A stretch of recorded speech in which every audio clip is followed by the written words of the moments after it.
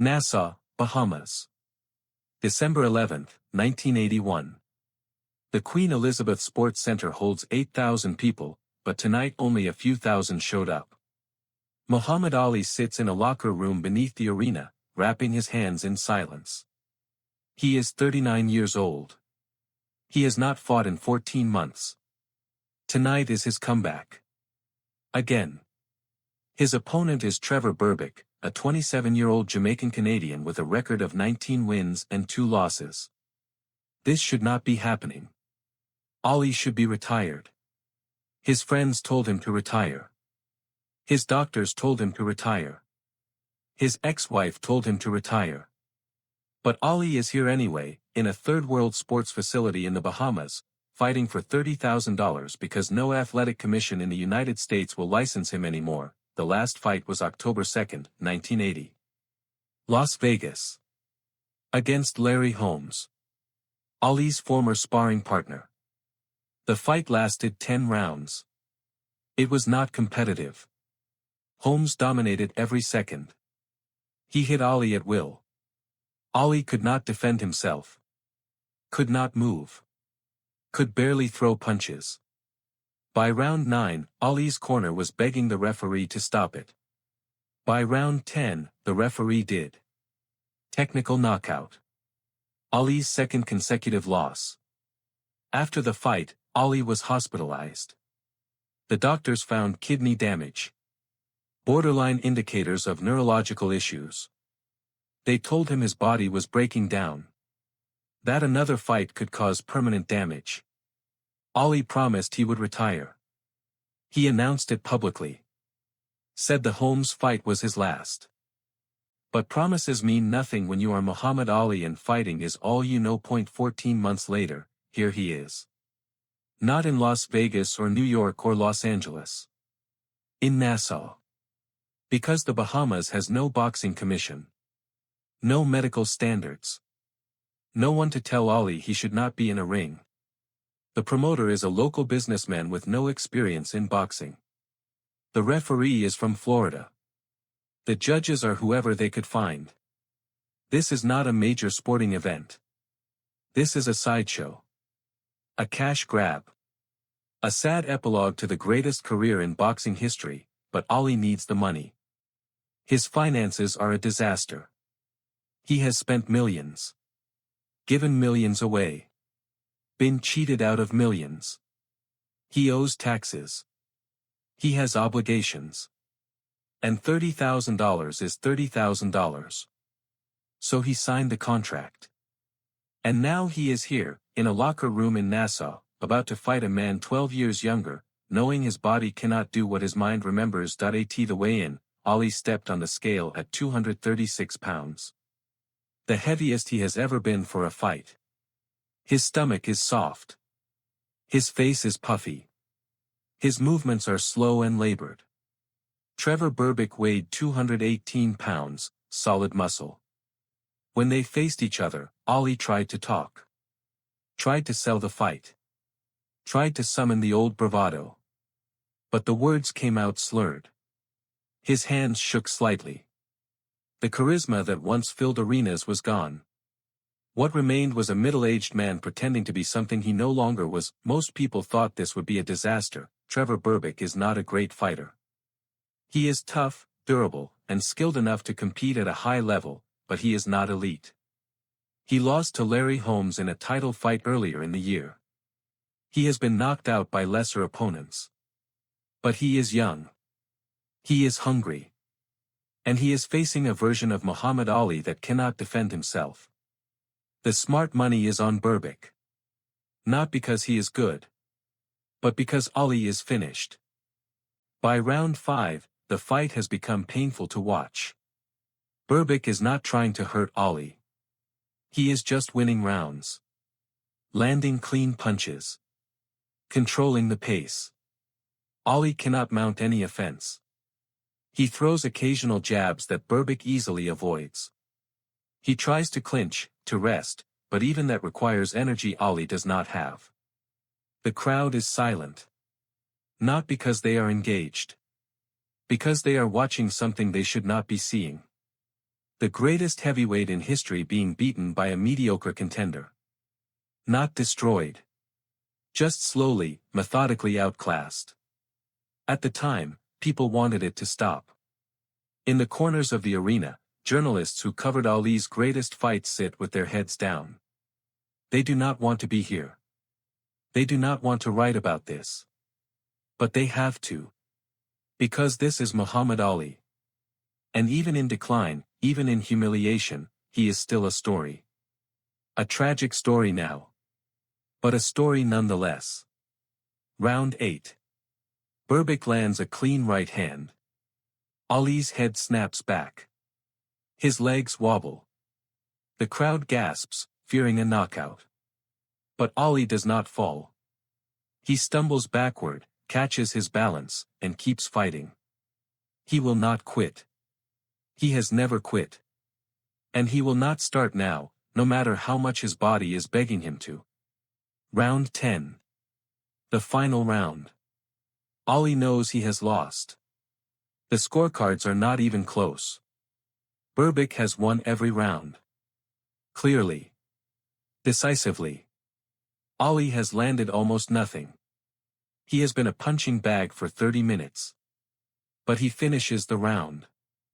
Throws a few weak jabs. Survives until the bell. When the bell rings, both fighters meet in the center. Berbick raises his arms.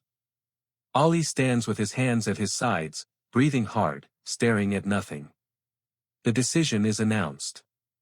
Unanimous for Trevor Berbick. Ali's last professional fight is a loss. His record ends at 56 wins, 5 losses. He will never fight again. That was the moment Ali finally had to let go. In the locker room afterward, Ali sits on a bench with his head in his hands. His face is swollen. His body is exhausted. Someone asks if he will fight again. Ali does not answer. He just sits there, silent, for the first time in his life unable to summon the words to convince himself or anyone else that he has anything left. The flight back to the United States is quiet. Ali stares out the window. He does not talk to anyone. When he lands, reporters are waiting. They ask the inevitable question, is this really the end? Ali nods. He says he is done. That his body told him it was time. That he gave everything he had and it was not enough. The reporters write their stories. Most of them are sympathetic. Some are harsh. All of them agree on one thing, Ali stayed too long. The fight against Berbick was not competitive. It was not close. It was not even interesting. It was just sad. A reminder that time is undefeated. That every athlete, no matter how great, eventually declines. That the body breaks down. That the reflexes slow. That the skills erode. And that continuing past the point of effectiveness does not prove toughness. It proves stubbornness. What people forget is why Ali kept fighting. It was not just the money, though he needed it. It was not just the fame, though he craved it. It was identity. Muhammad Ali was a fighter. That was who he was. That was how he defined himself. And when you take away fighting, what is left? Who is Ali without the ring? Without the crowds? Without the punches and the trash talk and the predictions? He did not know. And he was afraid to find out. So he kept fighting. Past the point where he should have stopped. Past the point where his body could compete.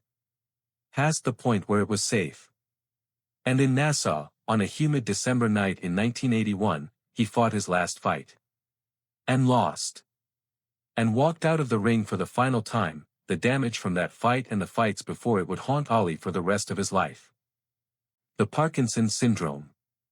The slurred speech. The trembling hands. The cognitive decline.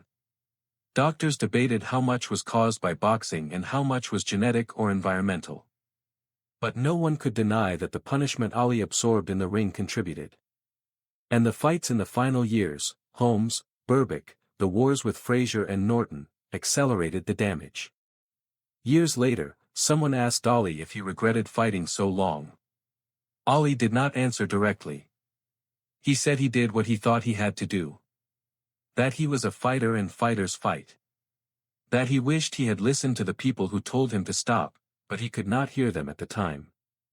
He said it quietly, his voice barely above a whisper, his hands shaking in his lap. That is the legacy of December 11, 1981. Not the loss. Not the performance. But the end. The final proof that even Muhammad Ali was subject to the same rules as everyone else. That time is undefeated. That the body breaks. That the greatest career in boxing history had to end.